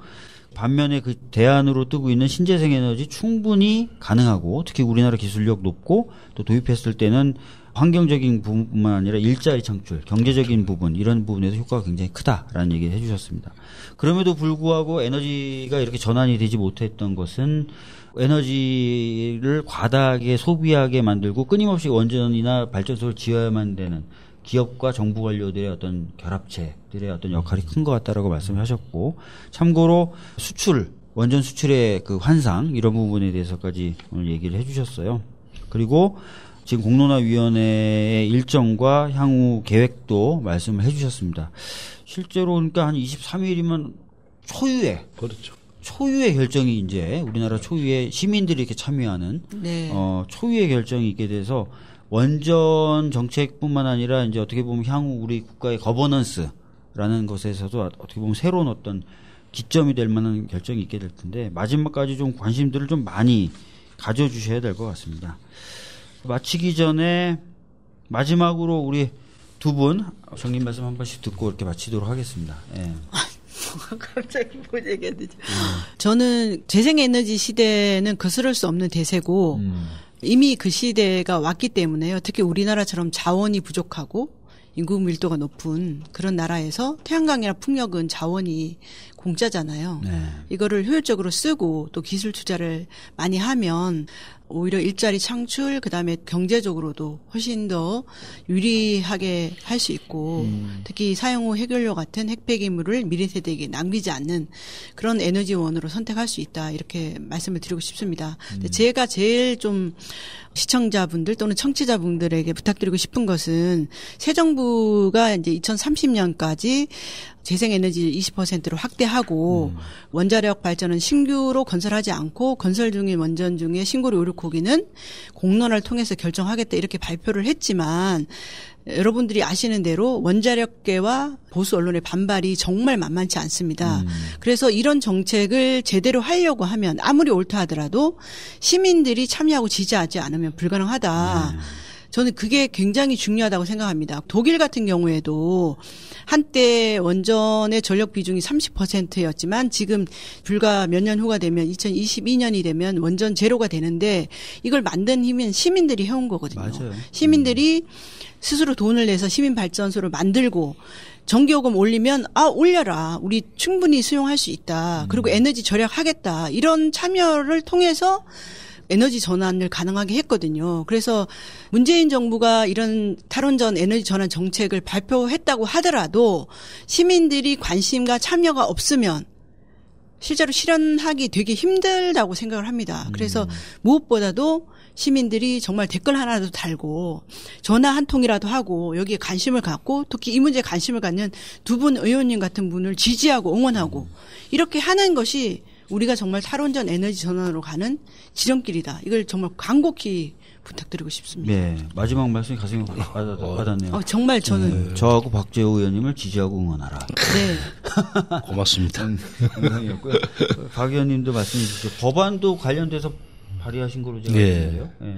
뭐 여러 가지 노력을 많이 했지만 이제 어느 정권이냐에 따라서 세상은 참 많이 변합니다. 네. 그리고 유권자가 어떻게 표를 행사하느냐에 따라서 자기 자식까지 큰 영향을 미칠 수 있는 게 사실로는 정치고 투표입니다. 그래서 이번에 이제 신고리 오르코기 공론화 과정이 어떤 결정이 나든 진짜 건전하고 성숙된 시민들의 힘으로 해서 결정이 났다면 담담하게 받아들이고 대신에 신재생에너지 전환을 위한 정책은 끊임없이 계속되고 또 우리가 했던 공약은 그대로 실전에 옮깁니다.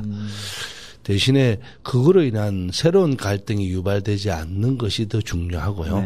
그래서 좀 성숙하게 이제는 우리나라 미래를 위해서 또 젊은 사람들의 먹거리를 위해서라도 새로운 전환이 할 때가 됐다.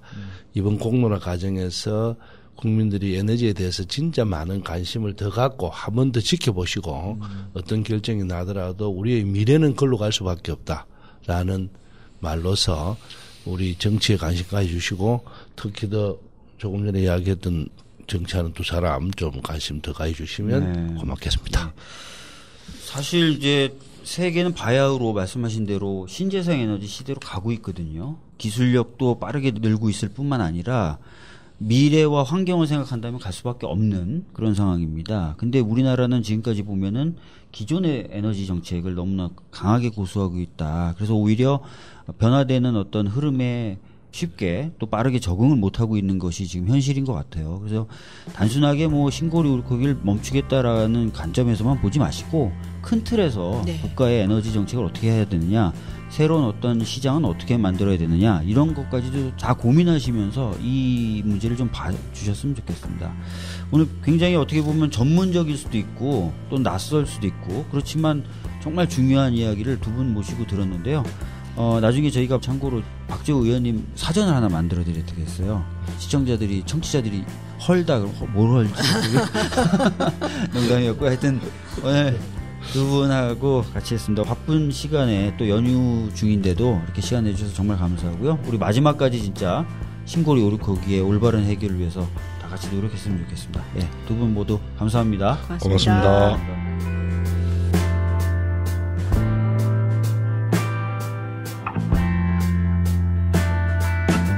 사전을 하나 만들어주셔서 헐다 아니 사다 허다 설타 사다 또 내가 뭐 많이 할게.